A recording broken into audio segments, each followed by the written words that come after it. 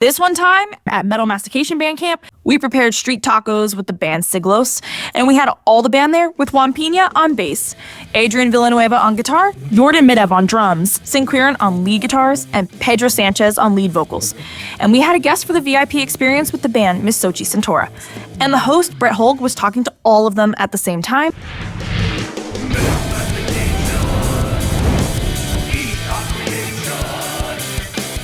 Everyone, if you did not catch their set at LA Gates of Metal Festival, you missed out on one hell of a performance, because these guys are straight from the primal nether of the human subconscious. Also known as... So you grew up here in California, Southern California? Born and raised. Actually born just a miles from here. Juan, where'd you grow up? I grew up right here in Boyle Heights. Jordan. He's the only guy born in Mexico. Mexican albino. Where are you from? Where did you grow up? I'll say Israel for the most part. Mom's Russian, my dad's Bulgarian, so I had all kinds of different food. Sir? El Sereno. I grew up in El Sereno near East LA and Lincoln Heights. And who was doing the cooking when you were growing up? Moms did most of it, yep. Chile rellenos, arroz, frijoles, Chilaquiles. chilaquiles. All right, so let's get started. I know you guys wanted to make some salsas, some homemade salsas. So let's get started. We have everything here. Who's on salsa duty? I'm on salsa duty. I'm gonna do a big There's hair on the... Or you want to boil everything? How many band members does it take to cut a tomato? Two. Like five, really. I'll wash your hand. Yeah, dude, that's the secret sauce. Dude.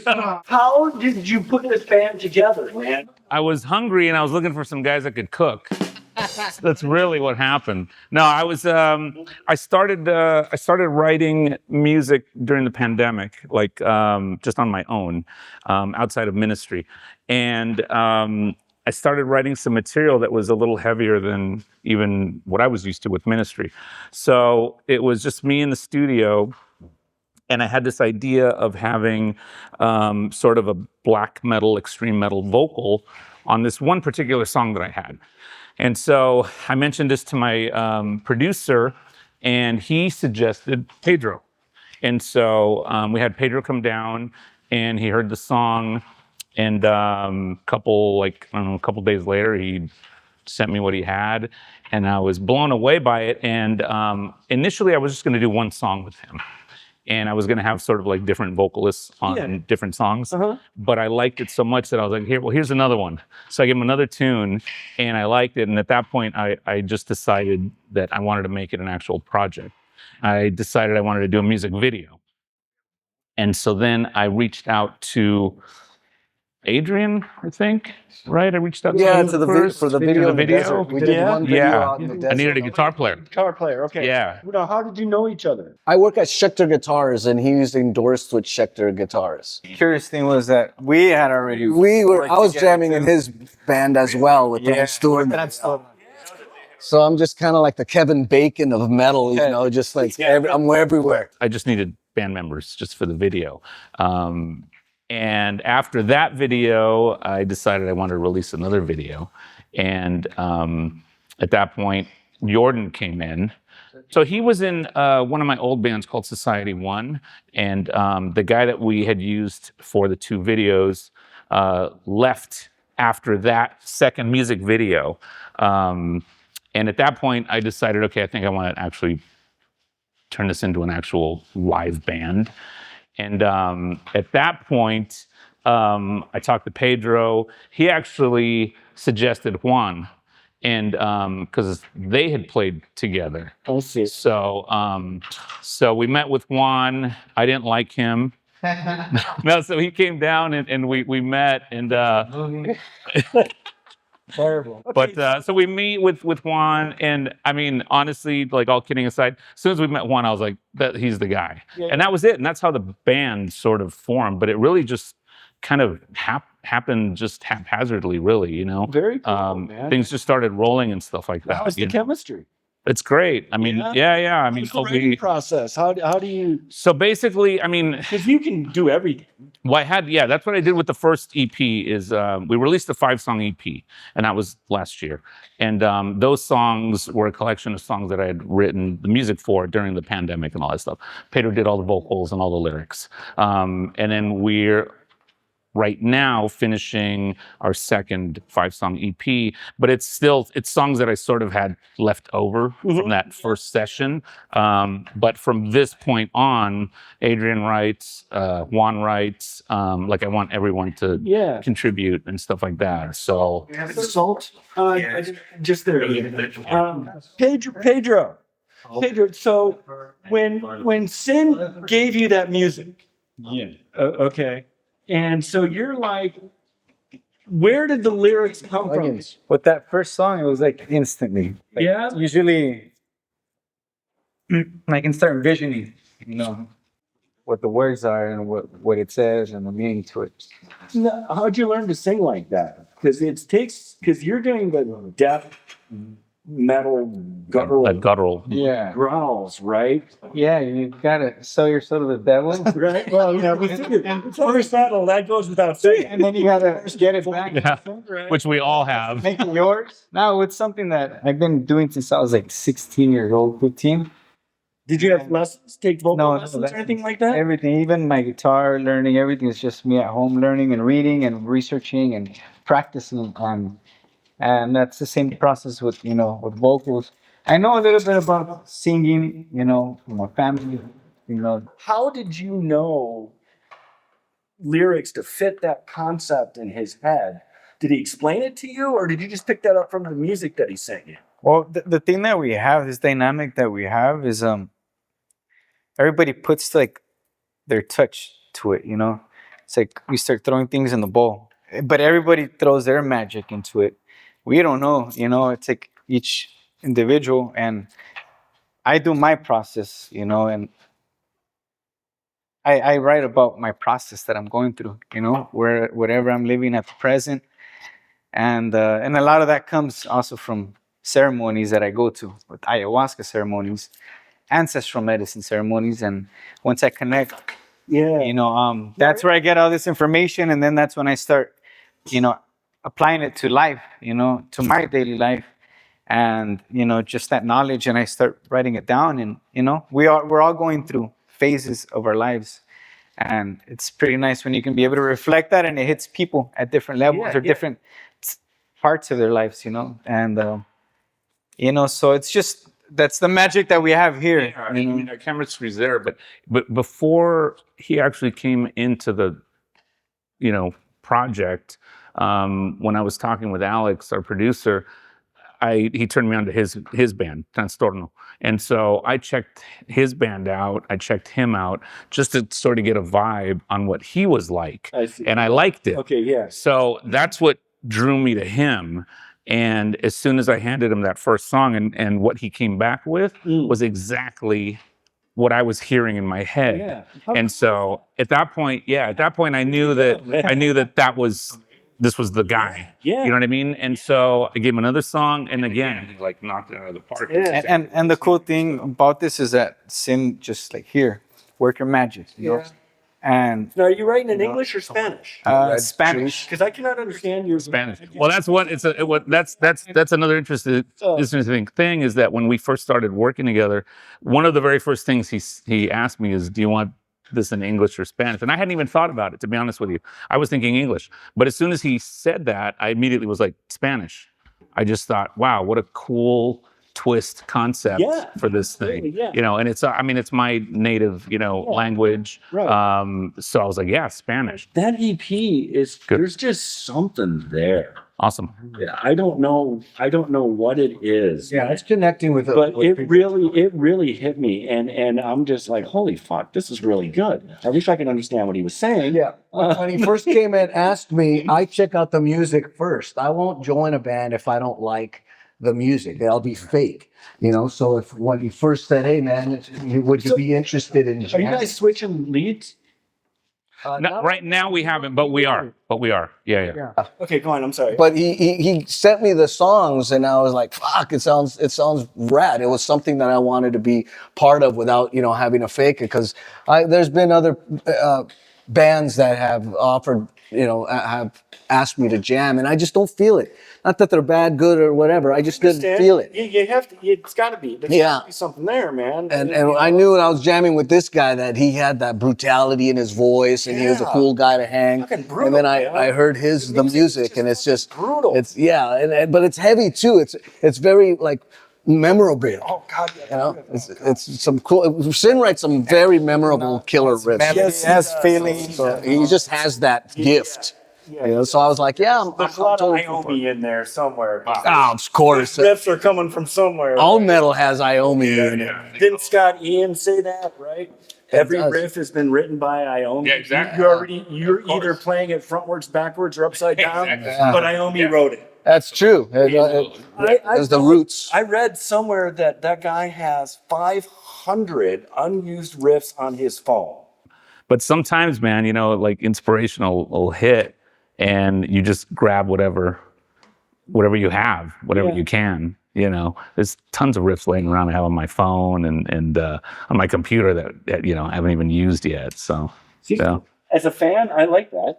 Yeah, because that means there's more music coming. Absolutely. Oh, absolutely. The music that's coming out of your head. I appreciate that. Keep it coming. This guy writes a lot of music as well. Juan writes, Iorden writes. Right on. In his journal. Okay. So you played strictly rhythm, or you played lead too? I played lead. Yeah, Okay, so both. who was your main guitar influence? Tony. Tony is there. Randy, Eddie.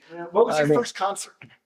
Mine was one of the first concerts was the US Festival. I was like very, In very. '83, you went. And another one was Motorhead, Merciful Fate, and Exciter at the Palladium. That was one of the most extreme ones. That's when I first saw the mosh pit. Right. And stuff. So what sucked me in right away was a backyard show. Actually, I was going to backyard gigs when I was 9 years old around the corner from my house in El Sereno, and that kind of really like I saw the guys walking in with long hair and like they just started making a bunch of noise in the backyard. And I was like, fuck, that's kind of what I want to do. And it just gradually built from there. And it helped you pick up chicks. Yeah. So I mean, that's why everyone picks up an instrument to get laid. Not at first, right? Yeah, Iorden, fuck yeah. Iorden's the only one not saying anything. I know you're kind of young, but you're a drummer, so you should know anyway. Young. You get a good look at him? Yeah. Okay, so here's the drummer question, sir. You ready? Buddy Rich or Gene Krupa? Gene, Why? because he had a double bass pedal. Double bass. Oh, okay. Okay, that's the wrong answer. But I'll accept it. Well, you're the only one who's not drinking is everyone else drinking a lot here? Is a party band? It's like the 80s, we got piles of cocaine. No, No. Nah, we're already past all that. No, So. not like Pass the cocaine. not like that. Okay, you're mixing with fentanyl these days, man. Stay the fuck away. Yeah. Yeah, no, we're not. It's not that like that. And the cool thing too is that when we go on stage, usually we're sober. It's all fucking pure energy. As a fan, I appreciate that. And Because I've seen musicians on stage that I don't know how they fucking walked on there. Well, I think we've all been in those situations in bands, and that's definitely something I didn't want for this project. I mean, clearly, all the guys, most people drink, and that's fine. I don't have an issue with that. When I have an issue with that is when I have to like babysit people and things like that, and that's when it's been a problem for me. But it's not like that here. Everyone is just, is level-headed. Everyone's responsible, and ultimately, everyone wants to do put on a great show. So you're serious musician. Absolutely, yeah, serious musicians. But I always say, I always tell people I take what I do seriously, but I don't take myself that serious. Right on. We love to have fun, and as you've seen, we have a good sense of humor, and Have fun, man. yeah, the on-stage chemistry for us is a big thing for us, and that's something that we just seem to naturally have. Yeah. Who takes the stage first? Who takes the stage He first? does. He actually does a ceremony a little. He Yeah. opens the portal. Yeah. He opens all the portals for us. Yeah. You're supposed to bring your stick, dude. I wanted the stick, man. Instead, Jordan brought his cane. That was just, I got those at home too.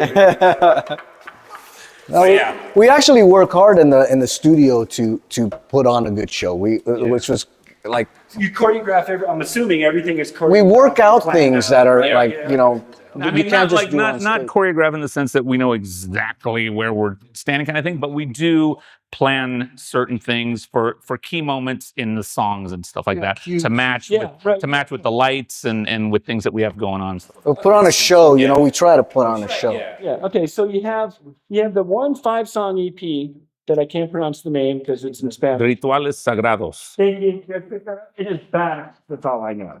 All right. So Translation is "We love tacos." right. Yeah.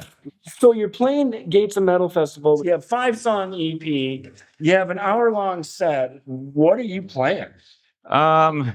I understand you're playing all 5 songs, but you're not going to repeat them. No, actually, we played some of the stuff from the new EP. Okay.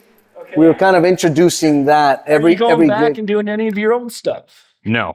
Everything is You're not old stuff. Like pre-Siglos, you mean? Yeah. No. Everything is Siglos with this Because you project. You wrote some. Wrote a lot of stuff with ministry. There, dude. Yeah. Really Well, good. I mean, I'm not saying that I did. I'm saying I wrote a lot of music. Yeah. But everything that we play in this band is all Siglos. Okay. All Siglos. So the way we made up for it is we played everything off the 5-song EP plus 2 or 3 new ones that will be on this next EP. Right on. Yeah. So, but we're keeping everything just with this project. So Juan's doing all the cooking here, man. Juan's I love kicking it. ass, I love it. man. Yeah. So how long you been playing bass, man? He doesn't even play bass. I've been playing bass for, I guess officially, maybe like a couple years now. So the 6 strings were too complicated? No, I'm originally a guitar player. Okay. But when this project came on, I grew up playing. That was my first electric instrument. I went from acoustic guitar to electric bass, so it just felt real natural to just kind of offer my services to Pedro. Tell him how you found out about the project. Oh yeah, so I was playing with him this other band, Trastorno, and he started posting pictures and videos of what they're doing. I'm like, oh, what's this? Right away caught my attention. And then they posted like the first video, and right away I was like, oh man, I fucking loved it.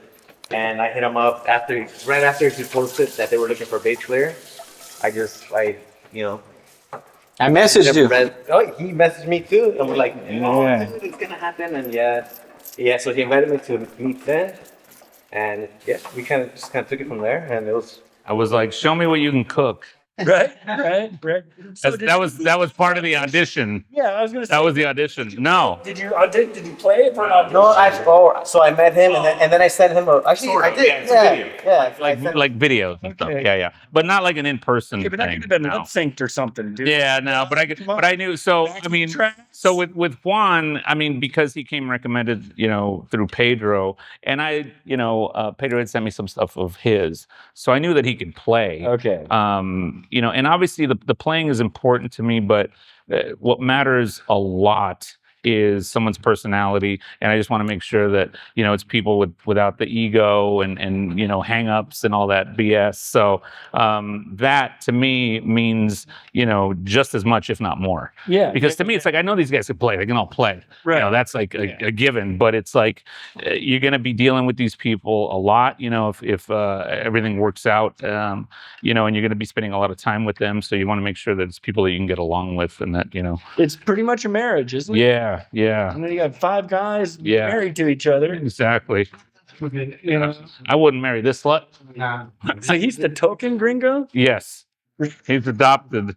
Yeah, ask Iorden how he. One of these things are not like the other. You are kind of the odd man out here. Albino Mexican. How'd you find out?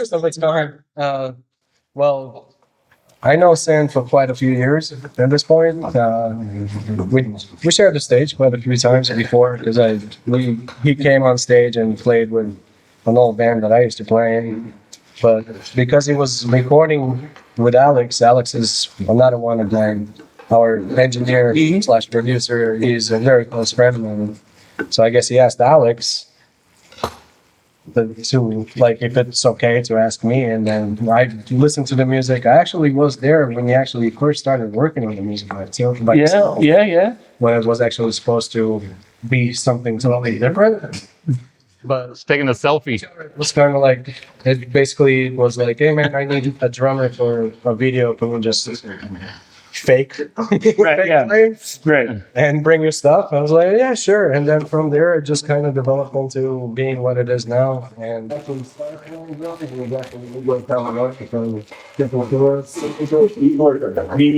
because I never listened to that kind of music before. Yeah. First time I heard Sepultura, I thought that there was like 30 people that were going crazy. Which eventually I figured out. Actually, that's what. Dos H? So it was a learning process to get to that point. But So what was your first concert? You're growing up over in Europe and stuff, right? So what was your first concert? my first like actual concert. Yeah. Well, my mom used to sing in the Philharmonic. Oh, Like, damn. so like,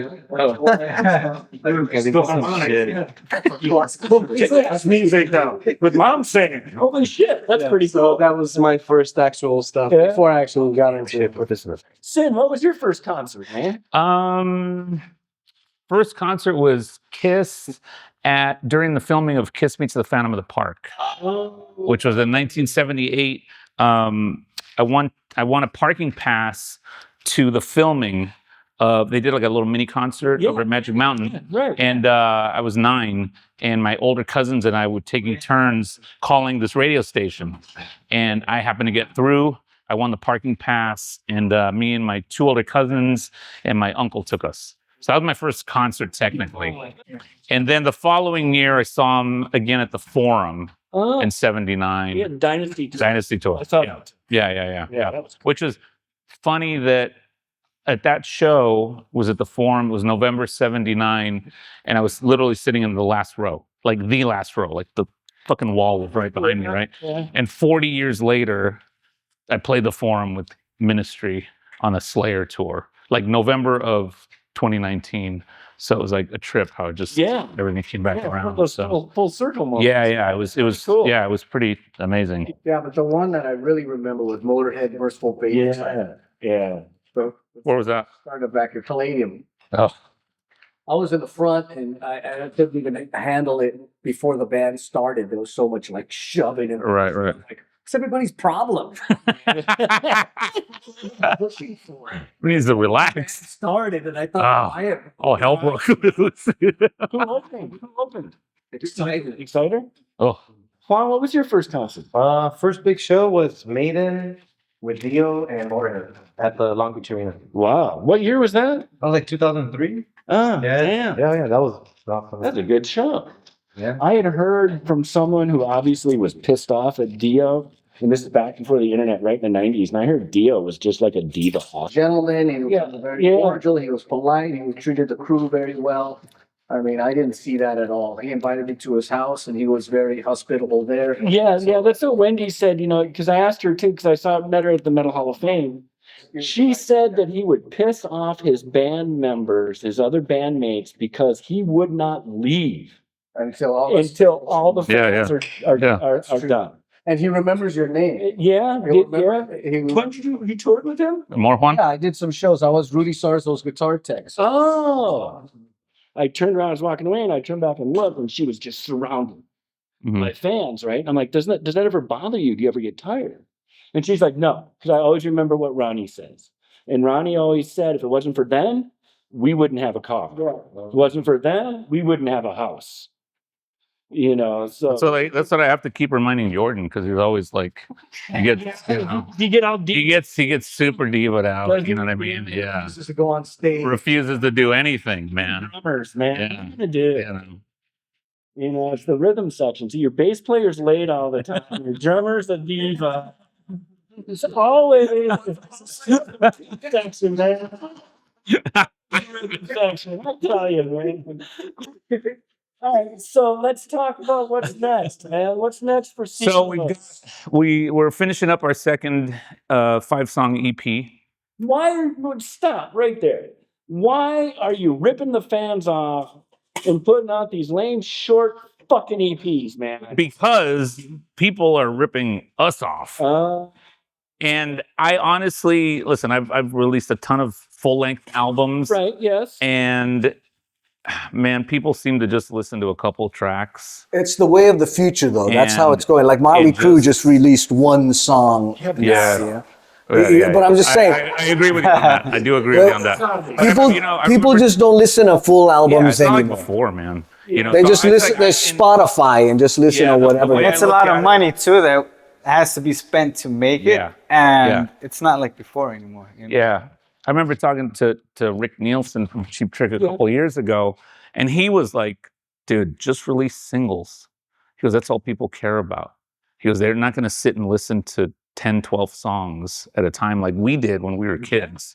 He goes, it just doesn't happen anymore. Oh, yeah, that's So, I'm like, to me, I'm trying to do I do too, but, most of the people that are a lot younger than us are just, Yeah, the attention span is way shorter these days. We used to listen to an album and just stare at the cover and then open it and read it and just stare at it forever and get engulfed in your imagination. It doesn't happen They anymore. got all Like, the info, and it's a beautiful journey, man. Yeah. The artists I know, like on your EP, man, dude, you put the songs in order that you wanted them, right? yep.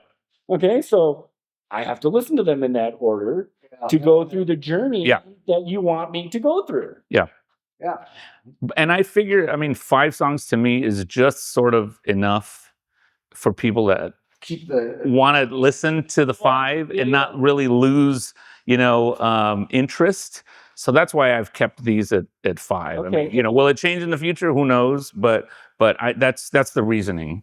all right. it also helps to keep the momentum going and keep releasing stuff more often. You guys do everything remotely, I'm assuming, because you even live in this country anymore? Okay. Just checking, man. So do you write in a studio together like they used to do it in the old? No. Or you like at home? Okay, I'm doing this, and then you send it. yeah, I live in Rosarito. Yeah. I crossed the border. Legally though, right? Well, Every day. that's questionable. We'll edit that part out.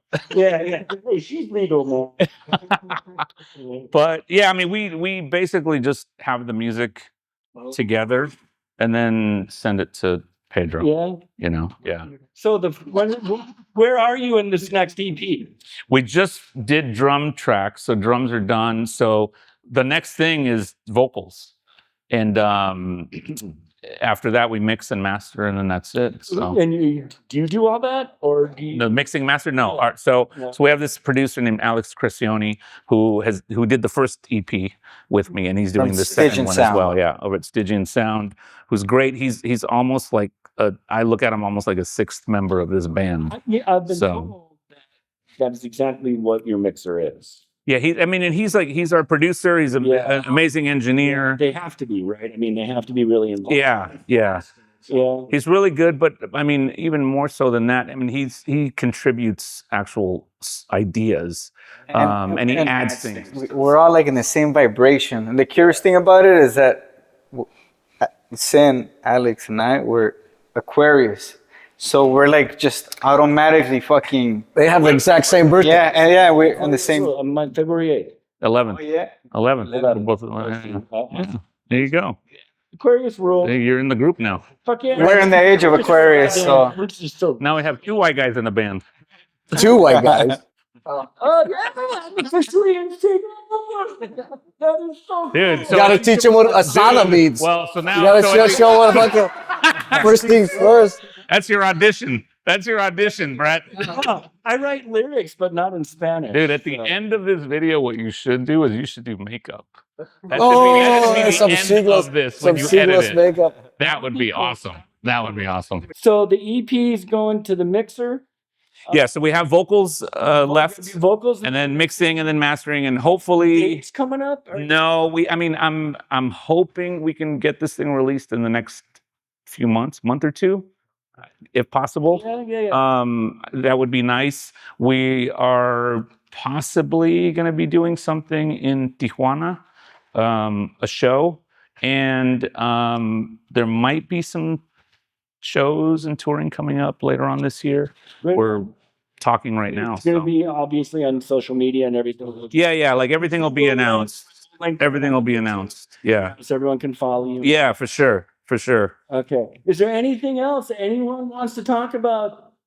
It's Jordan's birthday. It is Jordan's birthday today. Yes. So happy birthday to Jordan. Happy birthday to you. Happy birthday to you. Happy birthday, dear Jordan. Happy birthday to you. Yeah. It's his birthday next week. We do have a tradition here on Metal Mastication. So all of our guests sign my jacket. So then I should write Gene Simmons then or something. So like so people will actually bid. Looks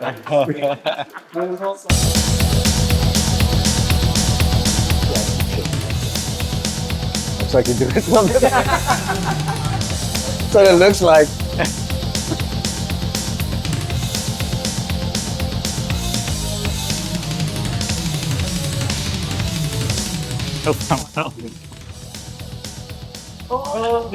Photographers over there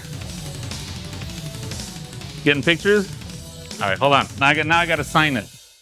You need to come with the winner. You're the winner. No, I was playing. Wait. Don't move. Okay. Mine is like all like a Playboy shoot. Wait, arch your back a little. Bend at your knees. like that. What the fuck is those? Everybody. Yeah, here, get in. Wait, what? Yes, further back. Oh yeah. And that's my board. Oh, our special Okay, guest. we have right here for the Metal Mastication first ever VIP fan experience. Our winner is Miss Sochi. I'm gonna get your last name wrong. I'm sorry. You say it. Sintora. You said it. There you go. Well, here she is, a die-hard hardcore. I am now. And we are so happy to have her here. All right, ladies and gentlemen, that is a wrap on another episode of Metal Mastication. I do have to apologize to Mr. Billy Sheen. We ran out of time with these gentlemen. Damn. Tacos. Damn. Sorry, Get you Billy. next for sure. Make sure you tune in to the next episode. Ladies and gentlemen, that is a wrap. Horns up. Woo! What is that? What'd you had that stashed in your purse or what? Fuck.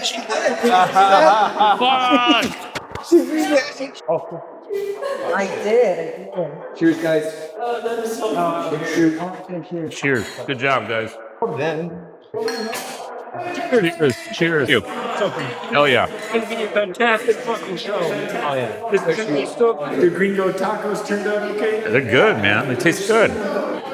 Really good, man. Tastes really good, dude. Hell yeah. Cheers. You have like the most unusual name one of the most unusual names I've ever seen. Is there a story behind your name? Is it a No. family name or? No. So the correct pronunciation of my first name is Sinue.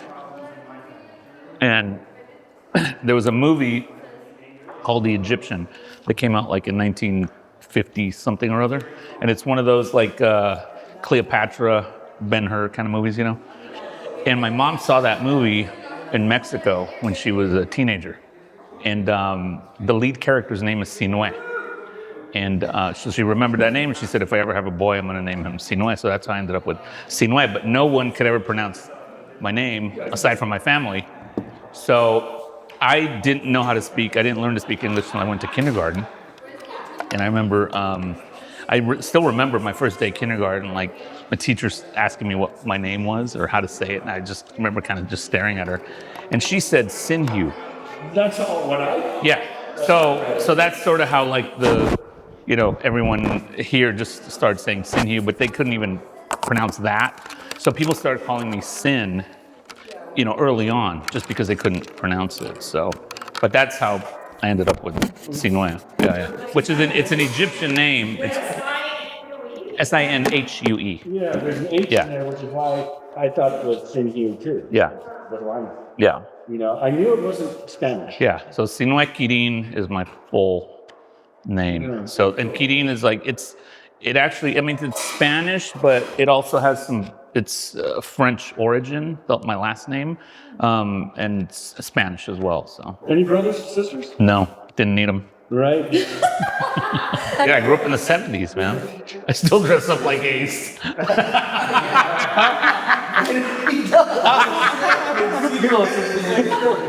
Okay, so I had Ace. Holy shit. You did Gene fucking Simmons, dude. That's awesome. She did that. I didn't. She did. K-pop I made. I have big ones. I have 2XL. I have 2XL. Well, you're the one that says to get it. Let me see. You want this inside or outside? Have a whole line of BDSM gear? Dude, I didn't do. Well, I think you should start a whole line of BDSM Shit, gear. I'm gonna have to now. Fuck yeah. James Foley, our associate producer, his first thought was we should get a condom company to sponsor us. There you go. Because what's more metal than that? We almost did. We wrote a song when I was in the Revolting Cocks, when I was in Revco. They, Trojan, it's a true story. Trojan approached us asking if we would write a song for a commercial that they were going to do. And so at the time I was with Al Jorgensen, of course, he was just like, write a song, he tells me. So I write a song, and I wrote it with the singer for Revco back then, this guy named Josh.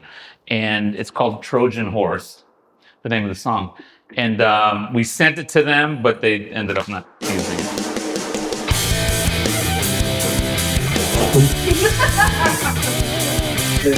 They're laid across the counter.